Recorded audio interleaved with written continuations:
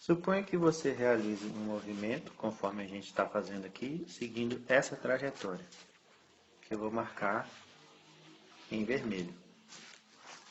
Vamos considerar o seu movimento em termos de vetores posição, velocidade e aceleração. Então vamos considerar aqui o sistema de referências, onde está o nosso observador. E vamos, por exemplo, nesse instante inicial aqui, olhar a sua posição. Essa vai ser a sua posição inicial. Posição inicial. Conforme o tempo passa, eu registro você em algum instante posterior, nesse tempo final, e vou chamar isso de posição final. Então, RF é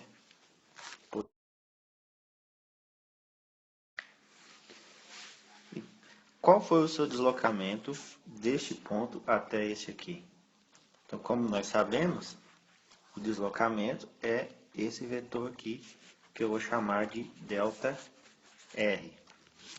Dessa forma, eu tenho que ΔR vai ser a posição final menos a posição inicial.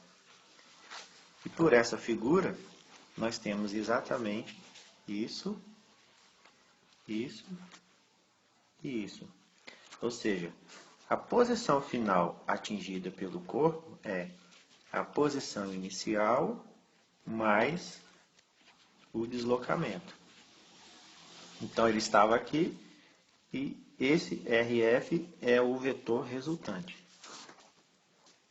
Então, ΔR, posição final, menos posição inicial.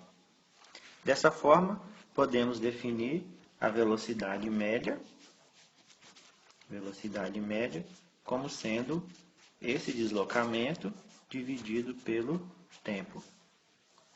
Então, lembra que nós estudamos que um vetor B pode ser obtido multiplicando um outro vetor por escalar. Esse A aqui vai ser o nosso vetor deslocamento, esse escalar vai ser o inverso do tempo, e com isso, esse vetor B vai ser o meu vetor velocidade média. Isso significa que a velocidade média é algum múltiplo ou algum vetor obtido com comprimento diferente a partir do ΔR, dependendo de qual intervalo de tempo nós tenhamos. Ou seja, a velocidade média é algum vetor que está na direção do deslocamento.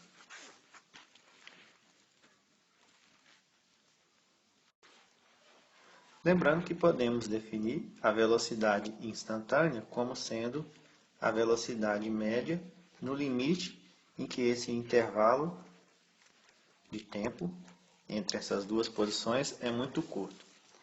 Isso significa que, ao invés de considerarmos um intervalo de tempo muito grande, nós vamos considerar a passagem do tempo como sendo muito curta. E assim, nós vamos estar diminuindo o deslocamento, ok? E conforme a gente diminui, mais e mais ainda, nós aproximamos ele do RI. De tal forma que esse deslocamento em verde, né, se nós fizermos um zoom, então esse deslocamento em verde, basicamente, vai ter o mesmo tamanho que a distância percorrida. Então, no limite em que o intervalo de tempo é muito curto, o que nós vamos ter é essa situação. Veja que enquanto eu tiver a passagem do tempo bem curta, teremos dois vetores tocando dois pontos. Mas na teoria nós podemos fazer o ΔT igual a zero. Isso significa que isso aqui vai ser a derivada da posição no tempo.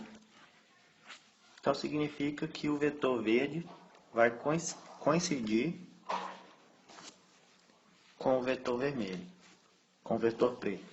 Então aqueles dois pontos se fundem num só e a velocidade, que era uma velocidade que ligava os dois pontos, passa a tocar um ponto apenas.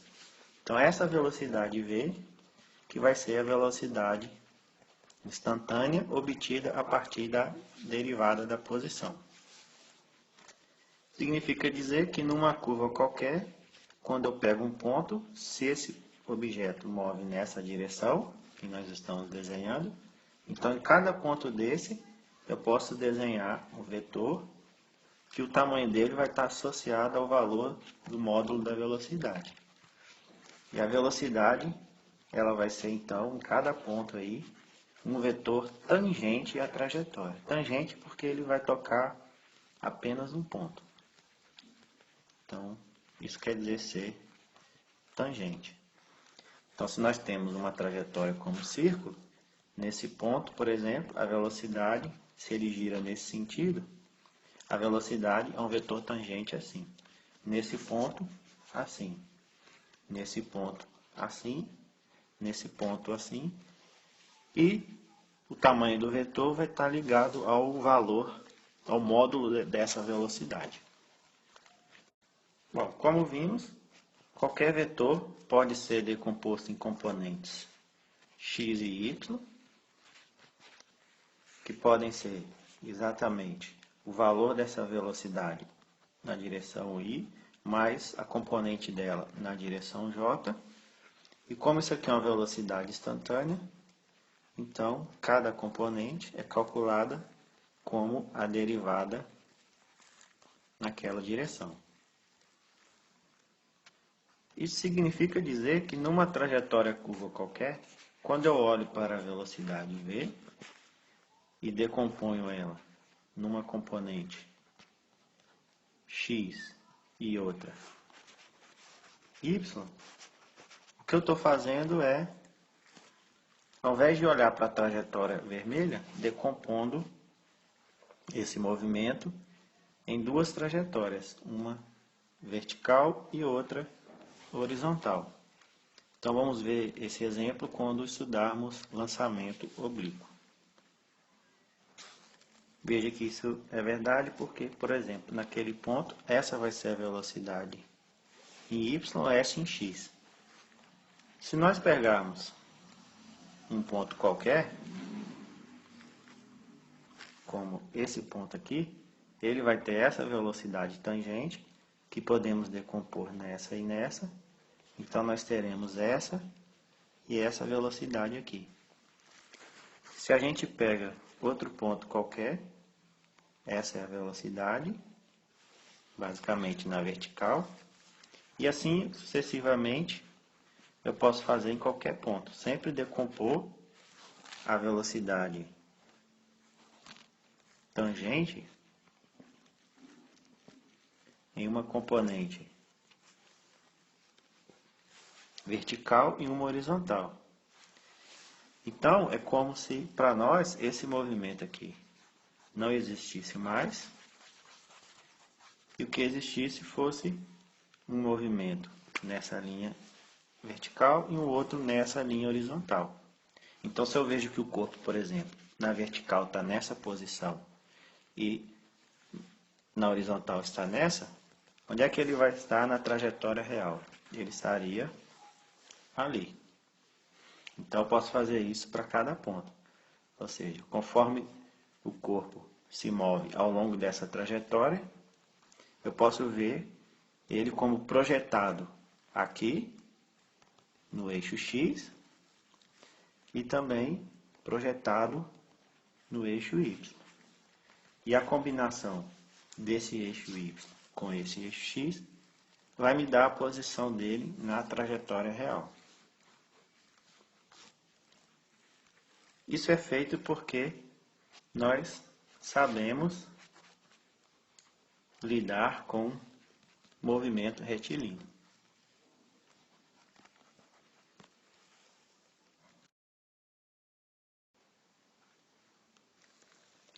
Da mesma forma, se nós temos a trajetória e vamos supor, nesse instante, ele tem uma velocidade inicial. Eu olho nesse instante, ele uma velocidade final, eu sei que em cada ponto da trajetória ele tem um valor de velocidade, mas eu estou olhando nesse instante TI e nesse TF. Podemos definir a aceleração média como ΔV sobre ΔT. E, obviamente, podemos também definir uma aceleração instantânea como sendo a derivada da velocidade no tempo. E essa aceleração também pode se decompor em suas componentes cartesianas, onde a x é a derivada da velocidade na componente x e a y é a derivada da velocidade na direção y.